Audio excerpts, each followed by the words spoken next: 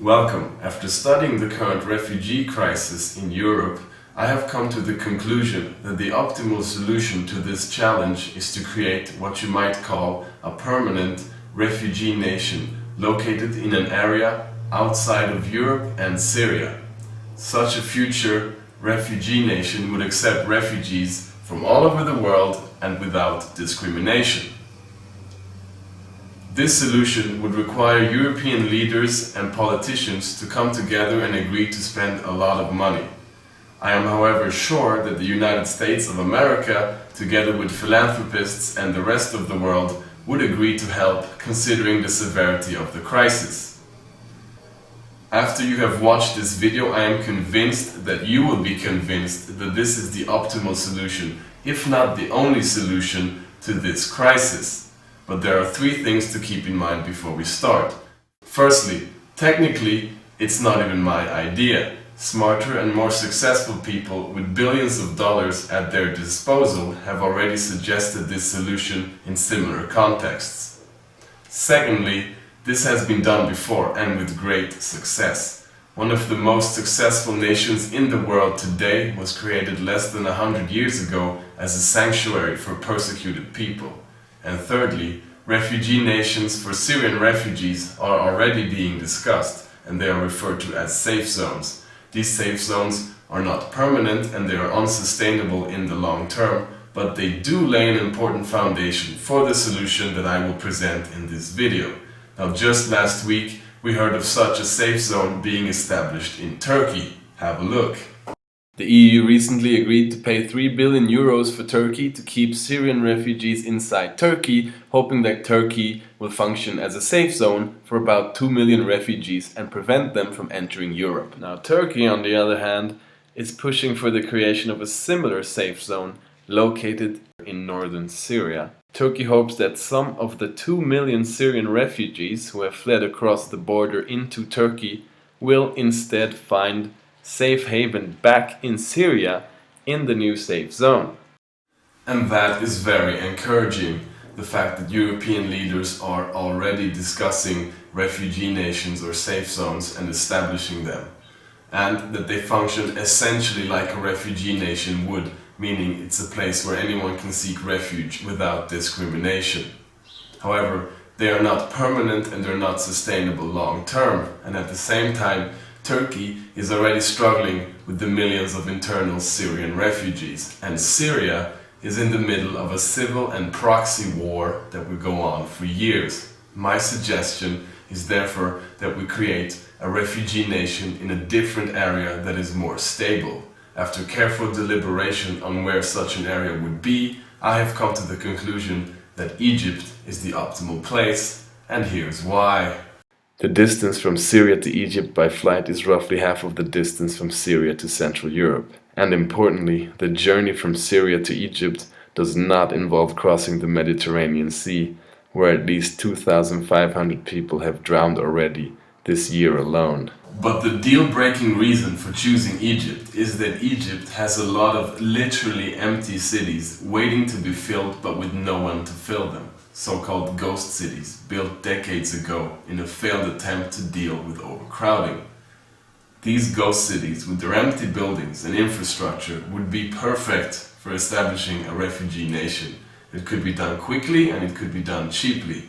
Most importantly, would be safer for the Syrian refugees, as it's relatively closer and no Mediterranean needs to be crossed. And as time goes on, more buildings and more infrastructure could be built around the cities to house more refugees. A Financial Times article from June 2015 describes the situation in Egypt and its capital Cairo. A series of costly cities built in the desert over the past 40 years have failed to relieve population pressures on Cairo or to attract residents. Instead, thousands of apartment blocks stand empty while Cairo continues to grow. The article goes on. Nationally, up to 28% of all Egyptian housing units are empty, and the rate is even higher in the new cities. Another Financial Times article describes some 20 desert towns that now remain largely empty, with occupancy rates in the range of only 25%. which was bad news for the Egyptian economy and seen as a failure of the state. Well, in that case, Egypt should be more than willing to sell the land with these cities to anyone willing to buy it and creating a refugee nation.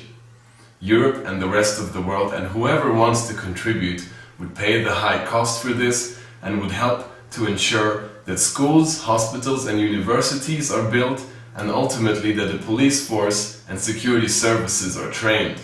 Yes, this refugee nation building would be very costly, but it's also very costly to accept refugees. And the major advantage of creating a refugee nation is that it offers a long-term solution for the refugees in their new permanent homeland, but it also offers a short-term solution because there already are empty cities in Egypt waiting to be filled up right now. While I have never read an article anywhere that suggests establishing refugee safe zones in Egypt's ghost cities, there is reason for optimism. The YouTube channel called The Daily Conversation recently published the video "Billionaire to Buy Island for Syrian Refugees." Take a look. The Egyptian billionaire Najib Sawiris is trying to buy an island from either Italy or Greece that can hold more than 100,000 refugees fleeing violence in places like Syria. So it's a very simple solution. They sell the island to me. I'll make a temporary shelter for these people. I'll make a small port and a marina for the boats to land there. I'll employ the people to build their own places, their own houses. I'll do school, a hospital, a university. I'll build a hotel for them to get. He has a fortune valued at more than $3 billion, and he'll need to spend pretty much all of it to set up an island housing hundreds of thousands of people. If Sawiris can make this idea a reality, and he inspires a handful of the other 543 people around the world who have even more money than he does to do the same thing, that would go a long way toward helping to solve the refugee crisis. So I love this idea, but what do you think? It's a very good idea to create a refugee island. However, the 100,000 refugees that Sawiris hopes to help with his $3 billion is a far cry from the millions of refugees in North Africa and the Middle East. The United Nations estimate around 60 million refugees around the world today, and a refugee nation located where Egypt is would be situated optimally to accept many of these from Africa and the Middle East. Europe, on the other hand, has a fair share of its own European refugees, as well as the dangerous Mediterranean Sea in the way. You might argue that Europe is still better for the refugees because you cannot build a nation in the desert. I mentioned already that one of the most successful nations in the world was actually built in the desert less than 100 years ago as a safe haven for persecuted people. It's actually built right next to Egypt, Israel. Israel was established and built after World War II and is today one of the most successful nations in the world. Israel was constructed very similarly to a safe zone or refugee nation for Jews who escaped or survived the Holocaust in Europe. Today, Israel is an extremely successful nation. The United Nations ranks countries by the Human Development Index, looking at average life expectancy and health, as well as education level and gross domestic product. On this list, Israel ranks number 19, ahead of countries like Finland, France, Italy, Spain, Belgium, Luxembourg and Austria. Israel was built with the help and money from, amongst others, the European countries, United States of America, different philanthropists and foundations, as well as through the hard work of the Israelis. If this worked in less than 100 years for over 6 million Jews, there's nothing to say it wouldn't work for 18 million Syrians, whereof, according to the UN, 10 million are internally displaced and 4 million have fled to the neighboring countries. If the countries of Europe and the developed world, together with volunteering philanthropists, decide to create a refugee nation once again, but this time for the Syrians and indeed other refugees, then there is great reason for optimism. Israel is a relatively small country, housing over 8 million people, so it could be used as a model for future refugee nations in Egypt or in some area with enough empty cities and development opportunity. We all agree that Israel has its problems today, but we also all agree that it is not because they built a nation per se, but because they built a nation in a hotly contested area between Jews, Christians and Muslims. Let us not repeat that mistake, let us learn from it instead. This is another reason for why Egypt is a good choice. Egypt is on very good terms with the Western world. Obama has been very supportive of Egypt's current leader, El-Sisi, and El-Sisi met directly with the USA Secretary of State John Kerry, as well as the Prime Minister of the United Kingdom, David Cameron, in 2014, and German Chancellor Angela Merkel and the French President Hollande, 2015. If Egypt is an ally of Europe, it should help Europe out in these difficult times. In return, it would be very well paid from the rich countries and as well boost its own reputation internationally. So let us get Egyptian billionaire Sawiris in a room with Egypt's President El-Sisi and let us build a refugee nation. But even if that never happens, then there is still reason for optimism. There are more nations in Northern Africa who might be willing to help, and there are more billionaires out there willing to help as well. The Australian YouTube channel SBS2 Australia made a report of the extremely rich real estate tycoon Jason Busey, who also wants to establish a refugee nation but has not figured out where yet. What if there was a place that any refugee could call home? Not a place where they're temporary guests, but where they become members of a permanent community. It's a radical new plan to solve the world's refugee crisis. Hi, this is Jason. Jason Busey is not a politician or an academic. He's a cashed-up real estate tycoon who thinks his idea is a no-brainer solution. The UN, NGOs, I'm not saying they're not doing important work, but just keeping somebody alive is not a long-term solution. Refugee-nation is Busey's plan to create an entirely new country to house the world's stateless. That might sound like the stuff of science fiction or just an opportunistic property developer's wet dream. But given this is an issue that governments are struggling with, you've got to ask, is his proposal really all that outlandish? In fact, he's had a few thoughts on where to plonk it. 1. Buy an island from a country that's already got loads of them and needs the cash. Greece maybe? 2. Slice off a piece of empty land in a developed nation somewhere.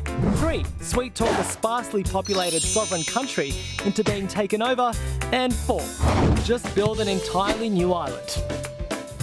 I reached out to the World Bank and, they're not going to say, yes, we endorse this 100%, we want a new country. But they said that this is a very interesting proposal and it's worthy of discussion. I have no illusions. It's going to take a massive effort. But I can tell you, if the will is there, then we can solve this crisis. My idea to you, Jason Busey, and any other Western head of state or billionaire interested is to attempt to slice a part of a nation off, probably by buying it with a lot of money. I would further suggest Egypt as the nation because it has empty cities already and is located quite adjacent to where many of the refugees are coming from today, meaning Sub-Saharan Africa and the Middle East. But of course, there are other nations as well to choose from. Creating a refugee nation as soon as possible is the best solution, both for the refugees and for Europe, because a permanent and dedicated nation would serve as sanctuary for refugees both short-term and long-term and without discrimination. This country could furthermore serve as a model to be replicated all over the world on every continent. And again, let's not forget that Egypt has a lot of empty cities waiting to be bought and to be filled, so it's a very good deal for Egypt as well. They get all that money and also a very good reputation, maybe even a Nobel Peace Prize or two in the process.